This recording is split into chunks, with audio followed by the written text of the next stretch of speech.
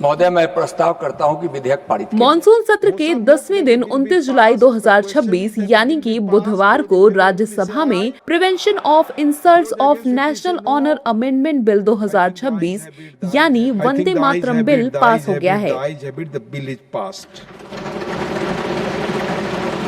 वंदे वंदे वंदे भारत माता की। जब ये विधेयक सदन बहस के बाद संसद के उच्च सदन ने बिल को पारित कर दिया है।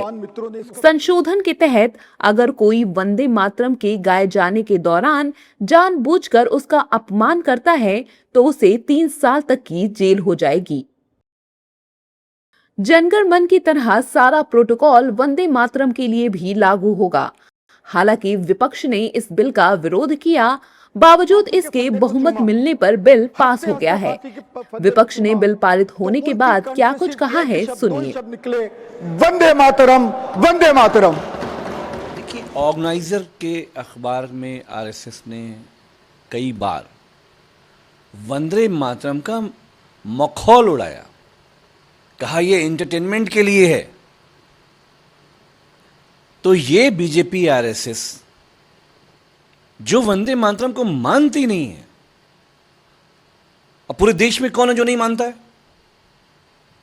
आजादी की लड़ाई में नारे तकबीर, अल्लाहू अकबर, हर हर महादेव, एक नारा ये लगता था, एक नारा लगता था वंदे मातरम, मादरे वतन हिंदुस्तान जिंदाबाद।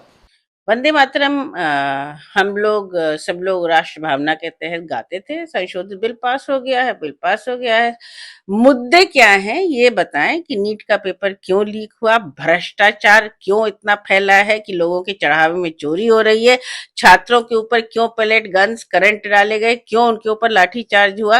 ये बिल तो वो पास करते रहेंगे। वंदे मातरम हम सब के लिए बहुत सम्मान का गीत है और हम सब उसको गाते हैं। इसके लिए भारतीय जनता पार्टी को कानून लाने की कोई आवश्यकता नहीं थी, ले आए हैं तो उनको शुभकामनाएं।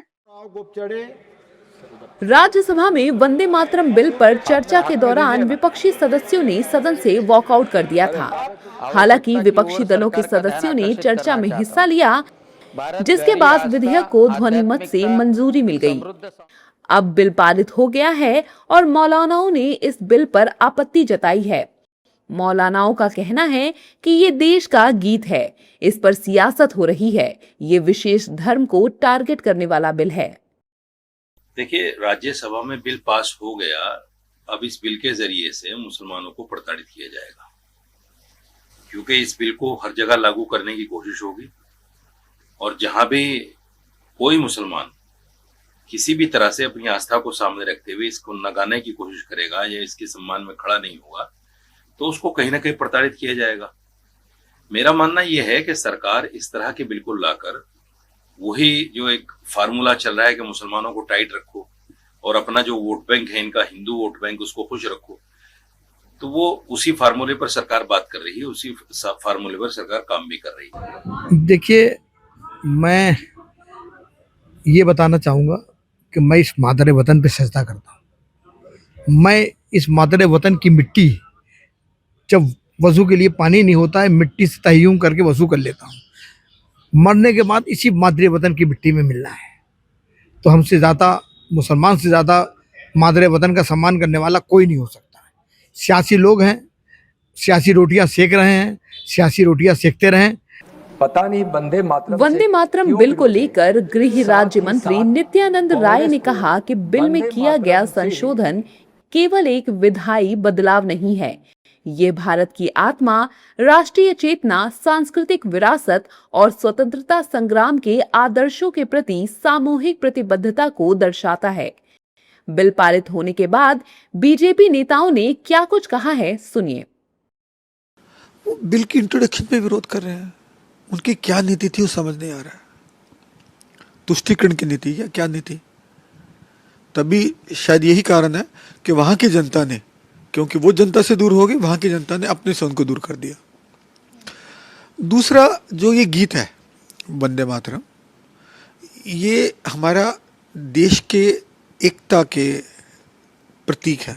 नेशनल एंथम हो गया, ये हमारा गीत हो गया, राष्ट्रीय गीत हो गया, तिरंगा हो गया, कॉन्स्टिट्यूशन हो गया, ये वो है जो 140 करोड़ भारतीयों को आपस में बांधते हैं हम सबसे।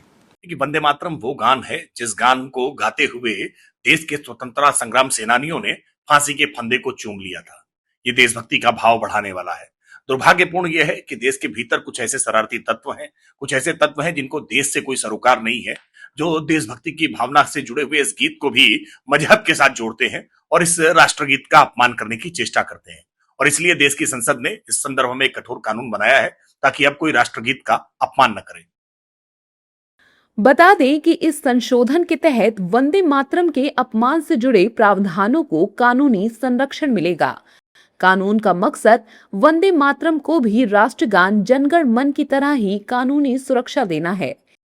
इस कानून के लागू होने के बाद अगर कोई जानबूझकर वंदे मातरम का अपमान करता है या गीत में रुकावट डालता है तो उसे 3 साल तक की जेल या जुर्माना दोनों हो सकते हैं। ऐसे में बिल पारित होने के बाद देश का सियासी पारा भी हाई है। विरोध किया। सर वो भूल गए